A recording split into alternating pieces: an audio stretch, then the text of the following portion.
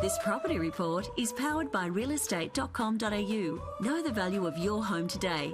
Track your property now.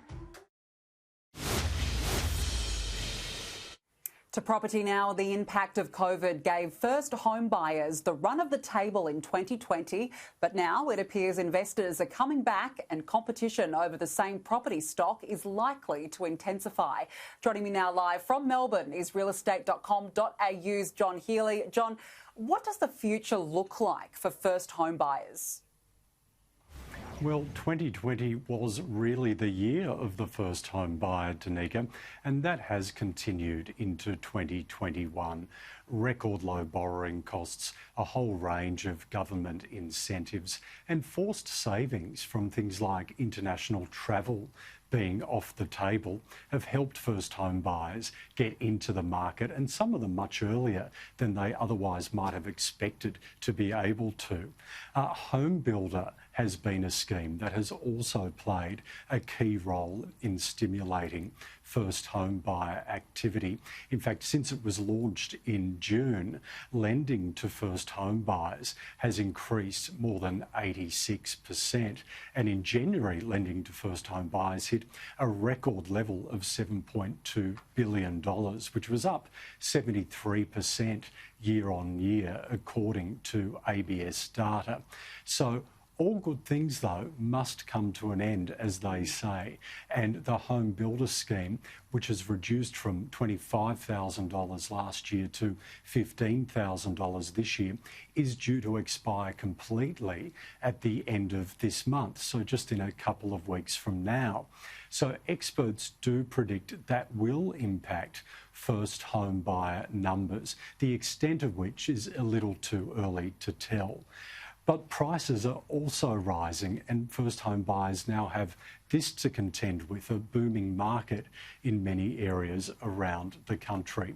We know property prices have risen 5.9% in the 12 months to February. So that is an additional concern for first home buyers as well.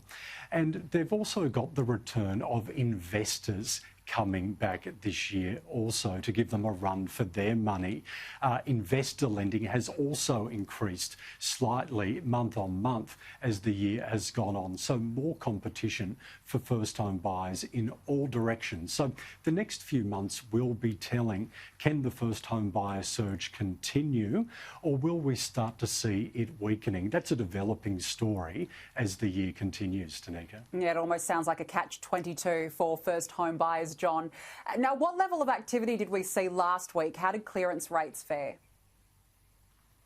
Well, for the first weekend of autumn auctions, clearance rates right around our major capital cities were very, very strong again. Sydney there with 91% did very well on the auction results available, and there were more than 600 auctions in that city last weekend. Melbourne, though, there was a long weekend public holiday here.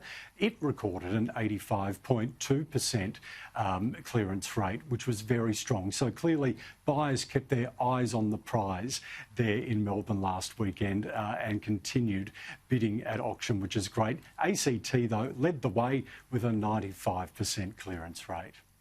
And John, we're set for a Super Saturday in Melbourne tomorrow. What can you tell us?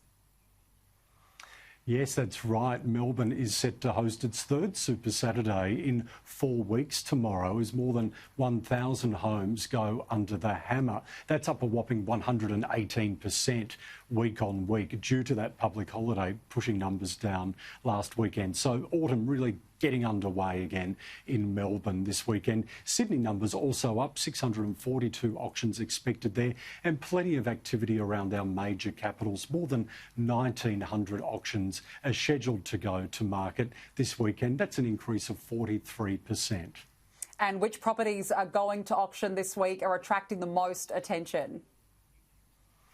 Well, the most viewed properties this week on realestate.com.au that are also going to auction this weekend are dominated by family homes in the suburbs of Sydney and Melbourne, and you can see them there. Let's take a closer look now at 9 College Parade in Kew. It is a beautiful home that is on the market for between $4.6 and $4.9 million. And just a great example of the prestige property that is currently up for grabs. That home is going to auction tomorrow. It's a 5-bedroom, 4-bathroom home on more than 800 square metres. So good luck to the vendors there and all the buyers. No doubt some competitive bidding for that home tomorrow.